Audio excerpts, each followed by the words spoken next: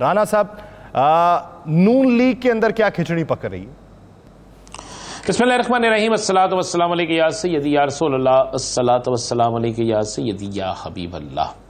या सर देखें, नून लीग के अंदर तो खिचड़ी इस हद तक पक रही है कि आज जो जाती उमरा में इजलास हुआ है जिसमें मियाँ शहबाज शरीफ, मियाँ नवाज शरीफ, मरियम नवाज और चंद लोग मौजूद थे, वो इजलास दो हिस्सों में हुआ। एक इजलास में इंतजामिया के लोग भी शामिल थे, ब्यूरोक्रेसी के लोग भी शामिल थे, और एक इजलास वो हुआ जो सिर्फ फैमिली के लोग जिस पे मौजूद थे, और उसमें इंतहाई तशवीश का इजहार किया गया। एक तो वो बात जो जिसका आपने जिक्र किया है कि कई ऐसी कमेटियां जिनके नोटिफिकेशन 2 घंटों बाद ही कैंसिल हो जाते हैं, कई ऐसी कमेटियां जिसमें किसी को महदूद किया जाए, इख्तियारात को महदूद किया जाता है, लेकिन अगले रोज पता चलता है कि सारे इख्तियारात उसके पास है और जिसने इख्तियारात महदूद किए उसके इख्तियारात महदूद कर दिए गए।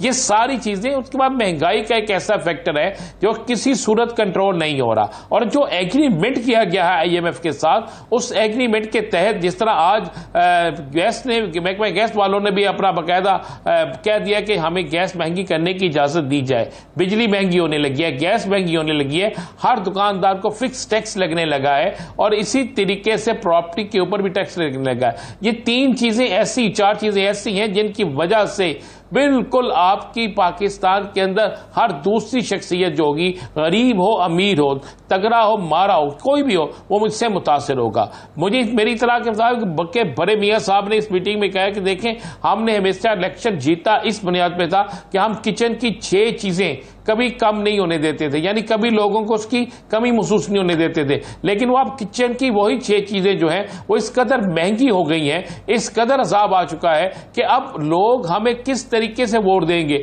अगर यही सूरत रही तो आइंदा जब भी इलेक्शन होगा, चाहे कल हो, चाहे परसों हो, चाहे 6 साल में हो, चाहे 5 साल में हो, चाहे 4 साल में हो, चाहे 1 माह बाद हो, जब भी इलेक्शन होगा उस इलेक्शन में हम एक बड़ी नहीं एक छोटी जमात बन जाएगी, क्योंकि अवामी नफरत जो है वो हमें मुसलसल हमें उसका सामना करना पड़ रहा है। दूसरा, क्राइम की रेशो जो है वो भी बढ़ रही है। सुनने में आया कि यहां पर उस मीटिंग में तो यहां तक कहा गया है कि बहुत से जराए ये भी इतला दे रहे हैं कि हो सकता है आने वाले चंद दिनों में बहुत से वज़रा जो हैं उनकी वजारतें मजीद तब्दील कर दी जाएं। हो सकता है मियाँ साहब के करीब तरीन 1-2 वजीर ऐसे भी हों जिन्हें वजारत से ही हटा दिया जाए। ये सारी बात डिस्कस हुई है जिसे किसी मीडिया में या किसी जगह नहीं लाया गया। उसके बाद एक मीटिंग इन्होंने की है, जिस मीटिंग में इन्होंने क्राइम के हवाले से, जिस मीटिंग में इन्होंने ज़हीरा अंदोज़ी के हवाले से, जिस मीटिंग में महंगाई के हवाले से, इन तमाम चीज़ों के हवाले से टारगेट दिए हैं कि ये टारगेट पूरे क्यों नहीं हो रहे,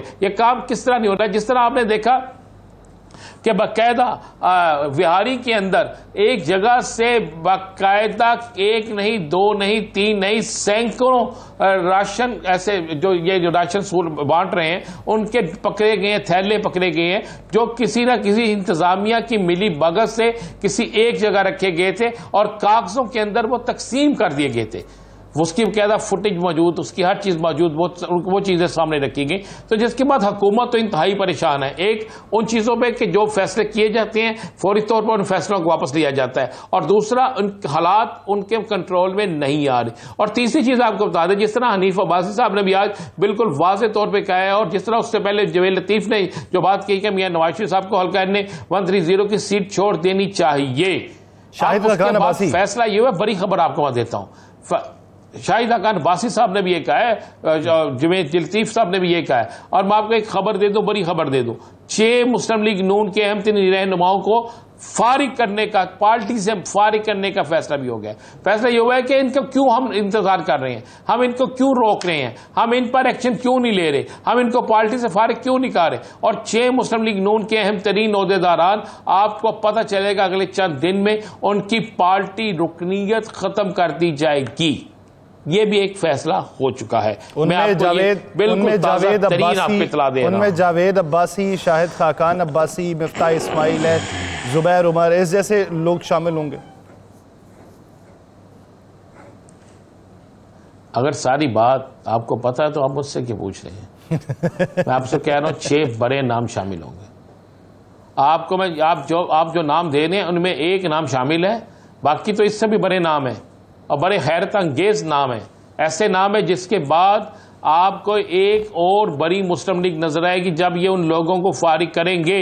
खबर आपको दे रहा हूं, जब ये उन लोगों को फारिग करेंगे तो बहुत से ऐसे लोग जिनको ये फारिग नहीं करना चाहते वो खुद इनको छोड़कर उनके साथ चले जाएंगे और फिर एक नई सियासी जमात बन जाएगी, जिसको मुस्लिम लीग नजरियाती भी कह सकती है, जिसे मुस्लिम लीग का कोई और भी नाम दे सकते हैं, मुस्लिम लीग हकीकी का नाम भी दे सकते हैं। ये सारा कुछ हो सकता है, इस पे काम हो रहा है, हर जगह ये चीज चल रही है और ये बड़ा अपसेट होने वाला है। आप थोड़ा सा इंतजार करें। याद करें जब मैं कहता था तो आपको यासिर साहब बड़ा बुरा सा महसूस होता था। मैं कहता था कि ये वाहिद हुकूमत है जो शायद अपने हनीमून के पीरियड में ही बहुत बड़ा नुकसान उठाना शुरू कर दे। तो ये अभी हनीमून पीरियड शुरू हुआ है, वजारतें तब्दील हो गई हैं, हनीमून पीरियड शुरू हुआ है। तो ये पहला दूल्हा है जिस पर दुल्हन इतनी हैवी है कि वो दूल्हे की बात ही कोई सुनने के लिए तैयार नहीं है, उसकी ना कोई बात सुनने के लिए तैयार है ना उसकी बात मानने के लिए तैयार है। तो फिर जो होता है हालात आगे वही होता है ना। ये चीजें तो बड़ी क्लियर है। और ऊपर से महंगाई का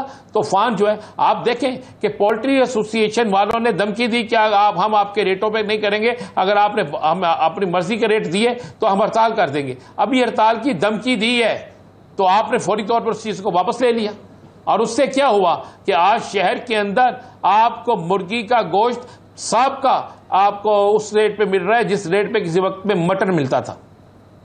गरीब आदमी अब मुर्गी का गोश्त नहीं खा सकता, अंडा नहीं खा सकता, सब्जियां नहीं खा सकता, आटा नहीं ले सकता, आप घी नहीं ले सकता, और तो और गरीब आदमी के लिए इलाज तक मुश्किल हो गया। तो इसका सारा किस पर जिम्मेदारी जाएगी? इसकी सारी जिम्मेदारी हुकूमत पर जाती है हमेशा, और इसका बेनिफिट हमेशा अपोजिशन को मिलता है। अच्छा राना साहब ये बताइए कि राना सनाउल्लाह साहब के भी मामलात खराब चल रहे हैं पार्टी में।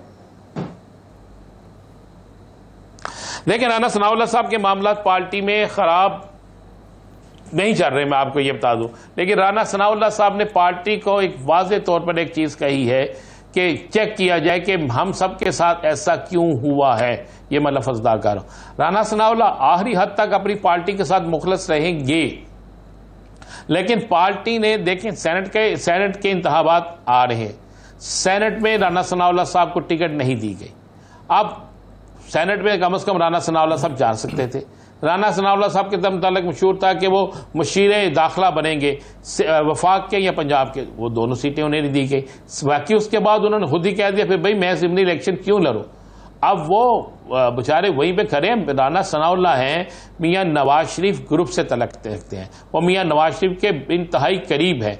अब मुझे समझ नहीं आ रही कि क्या मियां नवाज शरीफ के करीब लोगों को बिल्कुल दूर किया जा रहा है या फिर मियां नवाज शरीफ साहब को भी आगे आने वाले दिनों में बहुत दूर कर दिया जाएगा। राना सनाउल्लाह की पार्टी के अंदर पोजीशन वो अब नहीं रही, अब बतौर पार्टी अहदेदार जरूर नहीं है, लेकिन इस मुल्क के अंदर एक रवाज है कि जो शख्स हार जाए ना उसको कोई भी याद नहीं करता, और जो जीत जाए ना वो आंख का तारा होता है। तो यही यहां पे चल रहा है। मुझे इस पार्टी को अगर मुश्किल वक्त में जिन लोगों ने सहारा दिया था नून लीग को, हमें मानना चाहिए। वो थे ख्वाजा साद रफीक, वो थे राना सनाउल्लाह, ये वो लोग थे शेर रहील असगर, ऐसे लोग थे जिन्होंने मुश्किल तरीन वक्त में इस पार्टी को सहारा दिया। लेकिन इस पार्टी ने क्या उनको सहारा दिया? क्या इस पार्टी ने ये चॉइस की कि इन लोगों को अच्छी जगहों पे लाना चाहिए? हार जीत तो एक होती है, हारे तो और भी बहुत से लोग थे लेकिन जो बाद में जीत गए, लेकिन बाकी चीजें तो चलती रहती हैं। लेकिन पार्टी की बहुत सी चीजों से इख्तलाफात भी इनको हैं, और मतलब मियां जवेद लतीफ से लोग सो इख्तलाफ करें, क्या जवेद लतीफ ने मियां नवाज शरीफ कैंप का साथ नहीं दिया?